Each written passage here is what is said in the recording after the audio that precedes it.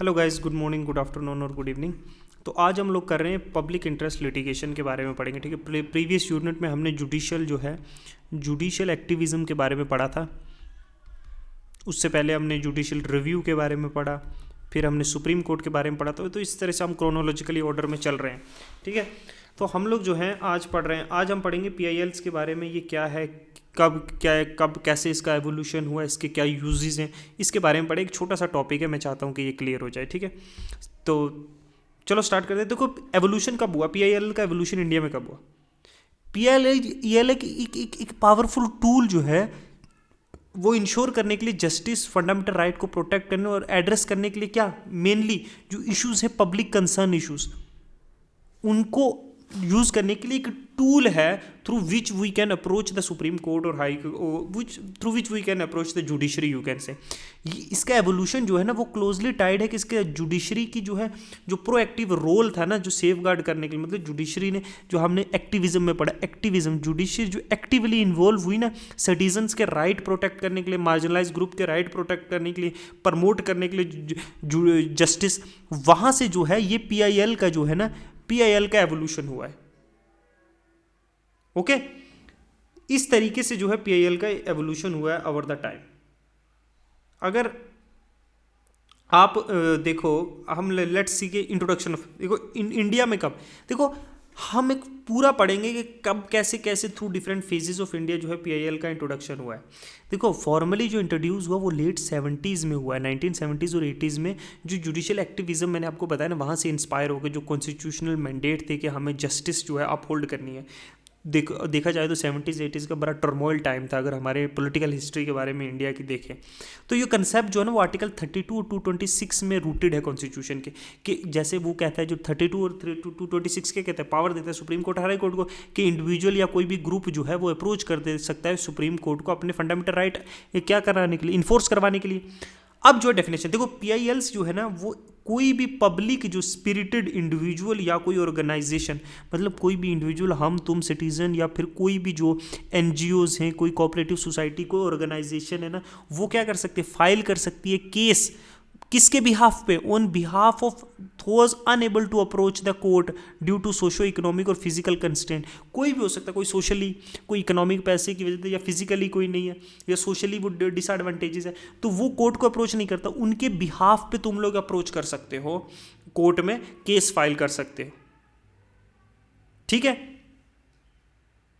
अब देखो हम फेज वाइज इसका एवोल्यूशन पढ़ते हैं। 1970s और 80s में जो है जुडिशरी एज ए कैटलिस्ट, देखो PIL इंट्रोड्यूस की गई। जो एक्टिविस्ट थे, जो जजेस थे, जो इन्वॉल्व थे एक्टिविटीज़ में, है ना, जुडिशरी की, उन्होंने एड्रेस करने के लिए जो अंडर प्रिविलेज सेक्शन, या जो इन्फोर्स, जो सोशो इकोनॉमिक राइट इन्फोर्स करने के लिए under privilege section of societies के लिए इस टूल का, ताकि ये जो अपनी ग्रीवियंस हैं ये कोर्ट तक पहुंचा सके और कोर्ट इनको जो है जस्टिस प्रोवाइड कर सके। अब लैंडमार्क जो देखना, हुस्नेरा खातून का कई केस है, स्टेट ऑफ बिहार 1970 हाईलाइट करता है प्लाइट ऑफ अंडर ट्रायल और प्रिजनर, और इंट्रोड्यूस किया concept of access of justice to all, कि सबको जस्टिस की एक्सेस मिलनी चाहिए। एटलीस्ट एक्सेस तो मिले, जस्टिस तो बाद में, इंसाफ तो तुम लोगों को बाद में मिलेगा। इंसाफ मिलने के लिए कोई दरवाजा भी तो नहीं। मेनका गांधी का केस 1978 में सिमिलर केस है। इसने स्कोप जब आर्टिकल 29 का, ये तो जुडिशियल एक्टिविज्म है ना, कि एक्टिवली जुडिशरी ने जो है स्कोप, जो आर्टिकल 19 का लाइफ टू लाइफ और पर्सनल लिबर्टी का, यहीं से फाउंडेशन बनी PIL की। अब देखते रहना एक्सपेंशन कब हुआ। 1980 से 1990 में जुडिशियल इनोवेशन, देखो अब PIL का जो है ना पब्लिक इंटरेस्ट लिटिगेशन ना, ये एक्सपैंड हो गया, इंक्लूड किया कि इन्वायरमेंटल इश्यूज़ के लिए भी, करप्शन केसेस के लिए भी, गवर्नेंस लैप्सेस के लिए भी, गवर्नमेंट कहीं पे कुछ गलत करे, उसके लिए आप जो है जुडिशरी को अप्रोच कर सकते हो। इसमें कि देखो MC Mehta union of India जो 1986 में, इस केस के बारे में तुमने सुना भी होता, यहाँ पे फोकस आता है इन्वायरमेंटल प्रोटेक्शन पे, कि एड्रेस करो ये पोल्यूशन का या इकोलॉजिकल प्रिजर्वेशन का। ठीक है, राइट टू लाइफ में, पर्सनल लिबर्टी में जो है क्लीन इन्वायरमेंट भी होना चाहिए सिटीजन्स के लिए। जो विशाखा गाइडलाइंस के बारे में तुमने बहुत बार सुना होगा, नहीं सुना है तो तुम्हें वो पढ़नी चाहिए कहीं से सर्च करके। विशाखा गाइडलाइंस में जो है खुद फ्रेम करता है कौन, ये गाइडलाइन सुप्रीम कोर्ट, जबकि ये लेजिस्लेटर का काम है ना एक लॉ बनाना कि जो सेक्सुअल हरासमेंट है उसके रिलेटेड कोई स्पेसिफिक कानून नहीं बनाया गया था जो वर्क प्लेस पे वुमेन्स फेस करती हैं। उसके लिए विशाखा गाइडलाइंस जो प्रोवाइड की सुप्रीम कोर्ट ने कि इन गाइडलाइंस के अंदर ये एम्प्लॉयर की रिस्पॉन्सिबिलिटी है, ये एम्प्लॉई की रिस्पॉन्सिबिलिटीज़ है, इस तरह के रूल और रेगुलेशन होते हैं, ये टाइमिंग होनी चाहिए, ये सारे उस विशाखा गाइडलाइंस में दिए गए। तो ये क्या पीआईएल के इंस्टीट्यूशनल, देखो पीआईएल का इंस्टीट्यूशनलाइजेशन ना 1990 और 2000 के दशक में हुआ है। पीआईएल को एक एस्टैब्लिश टूल बना दिया क्या, चैलेंज करने के लिए गवर्नमेंट का इनएक्शन, गवर्नमेंट कहीं काम नहीं कर रही है ना, समझ लो दिल्ली में पोल्यूशन और गवर्नमेंट कोई काम नहीं कर रही है, तो पीआईएल फाइल कर सकती है जुडिशरी को, जुडिशरी डायरेक्ट कर सकती है किसको, गवर्नमेंट को, कि काम किया जाए, कोई करप्शन हुआ है, कुछ नहीं हो रहा, ठीक है, वोलेशन ऑफ कॉन्स्टिट्यूशनल राइट्स हो गया, ठीक है। तो कोर्ट इशू कर सकती है डायरेक्टिव्स और गाइडलाइन एशर करने क्या एड्रेस करने के लिए ये सिस्टमैटिक इश्यूज और गवर्नमेंट के फेलियर्स, गवर्नेंस फेलियर्स को, ठीक है। तो अब इसको और एक्सपेंड किया गया, इसका डाइवर्सिफाई किया गया। देखो पीआईएल एक्सटेंड कर दिया गया एरिया जैसे ट्रांसपेरेंसी के related, accountability, electoral reforms, customary right, consumer rights. तो इन सारी चीज़ों के लिए अगर कोई लार्जर पब्लिक इंटरेस्ट शामिल है तो a citizen can move to the supreme court and file a case, समझे। देखो जो नवतेज सिंह जौहर जो यूनियन ऑफ इंडिया मैंने आपको बताया वहाँ डीक्रिमिनलाइज किया गया होमोसेक्सुअलिटी, जो LGBTQ+ को राइट्स दिए गए। कॉमन काज वर्सेस यूनियन ने रिकॉग्नाइज किया गया कि यहाँ रिकॉग्नाइज किया गया राइट टू जो डाई है, जो डिग्निटी के साथ, इज्जत के साथ मरना, इंसान जो चाहता है, जो बेड पे मतलब कई सालों से कोमा में पड़े हैं, तो उसमें क्या पैसिव जो एनेस्थीसिया था, एनेस्थीसिया उसको लीगलाइज किया गया। तो ये सारी चीज़ें जो हैं ये पीआईएल से ही हुई हैं, वेरियस अकाउंट्स।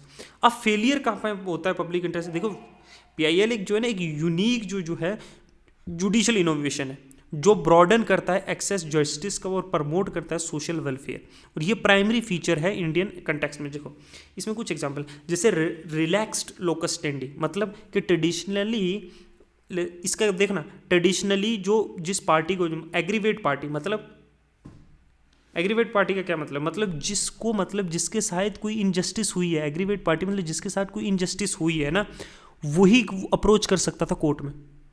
लेकिन पीएलआई में क्या है कि कोई भी पब्लिक स्पिरिटेड इंडिविजुअल या कोई ऑर्गेनाइजेशन, कोई भी इंडिविजुअल या ऑर्गेनाइजेशन है ना, जो मोटिवेटेड इंडिविजुअल है, वो पटिशन फाइल कर सकता है इन लोगों के बिहाफ पे जो ये कर नहीं सकते, अनएबल टू डू देमसेल्फ, जो खुद से नहीं कर सकते, उनके बिहाफ पे जो है कोर्ट में अप्रोच कर सकता है।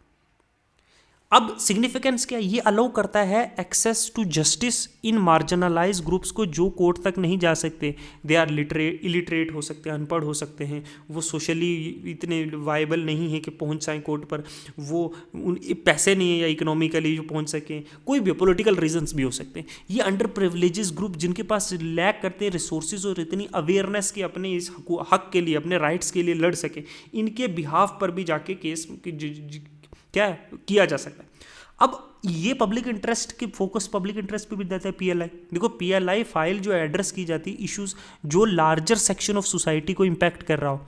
मैंने आपको बताया था यमुना फॉर एग्जांपल पोल्यूटेड है, इससे बहुत लोगों को जो है क्लीन वाटर नहीं मिल रहा है, ठीक है। तो एक लार्ज पब्लिक इंटरेस्ट है ना, बहुत सारे लोग इससे है ना, तो रादर देन किसी इंडिविजुअल को जो प्रॉब्लम हो रही है, एक लार्जर पब्लिक के इंटरेस्ट, मतलब सोसाइटी के इंटरेस्ट के लिए जो काफ़ी लोगों को इम्पैक्ट हो रहा है किसी चीज़ से, उसके लिए तुम कोर्ट में मूव कर सकते, इंक्लूडिंग जैसे इन्वायरमेंटल प्रोटेक्शन, ठीक है। किसी फॉरेस्ट को कट डाउन किया जा रहा है कोई फ्लाईओवर बनाने के लिए, तो वहाँ कोई अगर फॉरेस्ट ड्वेलर्स रह रहे हैं फॉरेस्ट के अंदर, तो उनके बिहाफ पे तुम कोर्ट में मूव कर सकते हो कि इनकी लाइफ जो है, इनका लिवलीहुड खतरे में है, ठीक है। इनकी ह्यूमन राइट का वोलेशन पे मूव कर सकते हो, करप्शन या गवर्नेंस या सोशल वेलफेयर के केसेस में, ठीक है, ओके। अच्छा ये क्या करता है, ब्रॉडन करता है, मतलब क्या करता है, थोड़ा फील्ड जो है जुडिशरी की एक्सेस की फील्ड, कोर्ट जो है वो सिंप्लीफाई कर दिया प्रोसेस जो पीएलआई का, टू मेक मोर ज़्यादा एक्सेसिबल हो जुडिशरी। एक लेटर या पोस्ट कार्ड से भी तुम एड्रेस कर सकते हो कोर्ट को, और वो भी ट्रीट की जा सकती है एज ए पीआईएल, एक पटिशन, पब्लिक जो union for democratic right versus union of India में ये बताया गया। तो जुडिशरी जो है ना एक देखो जुडिशरी जो है ना प्रोएक्टिव जुडिशरी क्या करती है, कभी सुओ मोटो मतलब अपने आप से भी इनिशिएटिव ले सकती है। कुछ कॉग्निटिव इश्यूज हैं जैसे अफेक्टिंग जो पब्लिक इंटरेस्ट को without wanting petition to be filed, जो प्रोएक्टिव रोल है वो इंश्योर करता है जस्टिस सिस्टमैटिक जब गवर्नमेंट का इन एक्शन हो। मैंने पिछले लेक्चर में आप लोगों को एक एग्जांपल दिया था जब मणिपुर वायलेंस में क्या हुआ था, government was in action, government were doing minimal things और नॉट डूइंग थिंग, तो गवर्नमेंट ने क्या है सुप्रीम कोर्ट ने कमेटी बिठाई to look into the matter.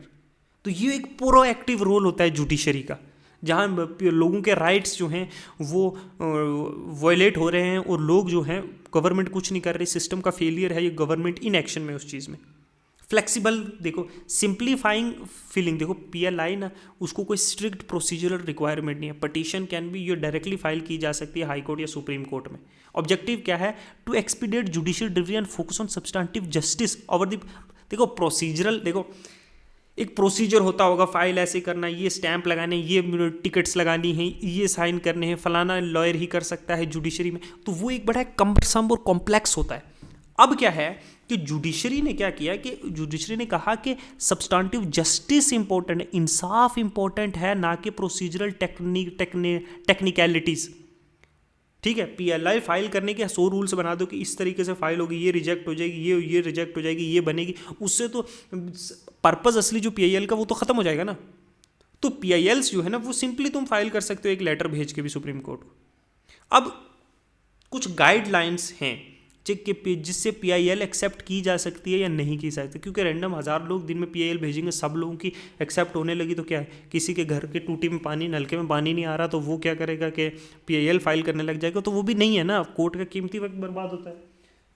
तो उसके जो PIL एडमिट करने का है उसके भी कुछ गाइडलाइंस है कि PIL जो फाइल की गई है वो जेन्युइनली पब्लिक के इंटरेस्ट में है। पटिशन जो है वो जो एड्रेस की रहा है वो मैटर जो पब्लिक इंपॉर्टेंस का होना चाहिए और अफेक्ट करता होना चाहिए लार्ज सेक्शन ऑफ सोसाइटी, कोई प्राइवेट इंटरेस्ट नहीं होना चाहिए। केस शुड नॉट काटर कोई पर्सनल ग्रीवियंस या कोई प्राइवेट डिस्प्यूट को, वो पब्लिक इंटरेस्ट में होना चाहिए, क्योंकि PIL का फुल फॉर्म ही क्या है, पब्लिक इंटरेस्ट लिटिगेशन। अच्छा, लोकस स्टैंडी रिलैक्सेशन मतलब जैसे ट्रेडिशनल कंसेप्ट है लीगल स्टैंडिंग्स के, लोकस स्टैंडी मतलब लीगल स्टैंडिंग्स के, है ना, जिसको रिक्वायर होता है पटिशनर को कि वो डायरेक्टली जो है जो इशू से अपन अफेक्टेड है वही पटिशन दे सकता है। अब PIL अलो करता है कि कोई थर्ड पार्टी भी, कोई तीसरा इंसान भी जो है कोर्ट को अप्रोच कर सकता है उस ग्रुप के बिहाफ पे। हाउएवर इवन अंडर PIL जो पटिशनर है उसको डेमोन्स्ट्रेट करना पड़ेगा जेन्युइन कंसर्न इश्यूज के लिए। ठीक है, जो पटिशनर है उसको ये वो अपने पर्सनल या पॉलिटिकल मोटिव्स के लिए जो है फाइल नहीं कर सकता PIL, उसको देखना पड़ेगा कि क्या इश्यूज है। ठीक है, उसको बताने पड़ेंगे कि पब्लिक के लिए क्या है। अवॉइड करना है फ्रिवलेस, देखो फ्रिवलेस पटिशन मतलब कोर्ट को डिस्करेज करना है कि कोर्ट डिस्करेज PILs जो बेसलेस होती हैं, जो पॉलिटिकली मोटिवेटेड रहती हैं, या जो पर्सनल वेंडेटा है, पटिशन जो फाइल की जाती हैं फॉर पब्लिसिटी या फिर हार्नेस करने के लिए दूसरे पार्टी को, वो एंटरटेन नहीं की जा सकती। ठीक है, मेयर फॉर पब्लिसिटी स्टंट ये नहीं। अब सुओ मोटो एक्शन, देखो कोर्ट के पास ये डिस्क्रिशन है कि वो सुओ मोटो कॉग्निसेंस मतलब इशू कर सकता है public importance even without political, even without a formal petition, मतलब वो खुद से भी एक्शन ले सकता है इन सम केसेस, मैंने आपको बताया। ठीक है, अडेरेंस टू प्रोसीजरल रूल, देखो ऑल थ्रू जो PIL है वो रिलैक्स करता है बहुत सी फॉर्मेलिटीज।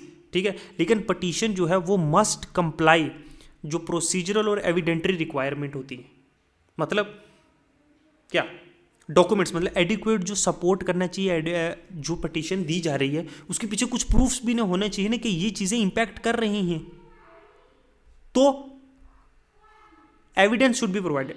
अब petition should not encroach on legislative और एग्जीक्यूटिव डोमेन, देखो PIL जो है ना वो फोकस करती है जुडिशरी की रेमेडीज पे और वो इंटरफेयर नहीं करनी चाहिए जो लेजिटिमेट फंक्शन है लेजिस्लेटिव और एग्जीक्यूटिव का, मतलब जो लेजिस्लेटिव और एग्जीक्यूटिव का डोमेन है उसमें नहीं इंक्रोच करना चाहिए। रिस्पेक्ट करनी चाहिए सेपरेशन ऑफ पावर, जो कॉन्स्टिट्यूशनल बाउंड्री सेट की गई उनको रिस्पेक्ट करते हुए सेपरेशन ऑफ पावर को रिस्पेक्ट करना चाहिए। कोर्ट को इंश्योर करना चाहिए कि PIL जो है इन चीज़ों को रिस्पेक्ट करिए। हमने जो है judiciary is not for the law making, judiciary should not make laws, that is the work of क्या है एग्जीक्यूटिव, वो क्या है लेजिस्लेटर का काम है। They should not executive order नहीं पास करने चाहिए, वो एग्जीक्यूटिव का काम है।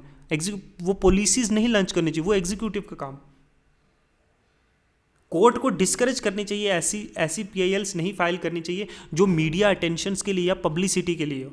तो पीआईएल फोकस करनी चाहिए पब्लिक इंटरेस्ट पे रेदर देन जो सेंटिमेंटलिज्म है। अब स्टेट्स का इन्वॉल्वमेंट या गवर्नमेंट की रिस्पॉन्सिबिलिटीज क्या है? देखो, इन केस जहाँ पे गवर्नमेंट जो है, गवर्नमेंट का फेलियर या इनएक्शन या करप्शन जो है वो लीड कर रहा है पब्लिक हार्म, तो पीएलआई को फोकस करना चाहिए एड्रेस करने पे अकाउंटेबिलिटी और इंश्योर करना चाहिए करेक्टिव एक्शंस हो। जुडिशियल रिकमेंडेशंस को एक्सेप्ट करनी, मतलब अगर कोर्ट एडमिट कर रहा है कोई पीआईएल जो डायरेक्टिव इशूज़ कर रही है, तो वो they must be established A monitoring mechanism के इंश्योर करने के लिए जो हमने डायरेक्टिव्स जो भेजे हैं उनका जो है क्लियरली हो रहा है। कोर्ट को डायरेक्ट करना चाहिए गवर्नमेंट एजेंसी और कमीशन को कि वो जो रिपोर्ट्स हमने हैं कि इनका इम्प्लीमेंटेशन हो। Verification bye standing, verification of standing में मतलब कोर्ट मस्ट डिटरमाइन के जो पटिशनर है उसके पास सफिशिएंट ग्राउंड है या स्टैंडिंग जो अप्रोच के कोर्ट को अप्रोच कर सकता है पीआईएल के केस में। इवन कि अगर पीआईएल किसी थर्ड पार्टी ने डाली है तो कोर्ट को वेरीफाई करनी पड़ेगी इसको ऑथेंटिसिटी, और पटिशनर का इसमें क्या इंटरेस्ट है वो भी देखना पड़ेगा। ओके, ठीक है। तो ये जो है ना, ये हमने थोड़ा है क्या जो पीआईएल के बारे में मैं एक जर्नल आपको बताना चाहता था कि पीआईएल्स कैसे होती है, क्यों फाइल की जाती है, ये इसका एवोल्यूशन कैसे हुआ, इसके क्या फ़ायदे हैं, ये कुछ मैं इंटरेस्टिंग सी एक छोटे से टॉपिक में I wanted to convey these things to you and I wanted to explain this, though it is a small topic and many of you know about these things, but many of you even after doing so much of stuff for the preparation you still don't know about the PIL. It is an important judiciary tool, remember, it's a tool for the general public concern which has evolved. It is not mentioned in the constitution. Okay, so this is what it is. Thank you.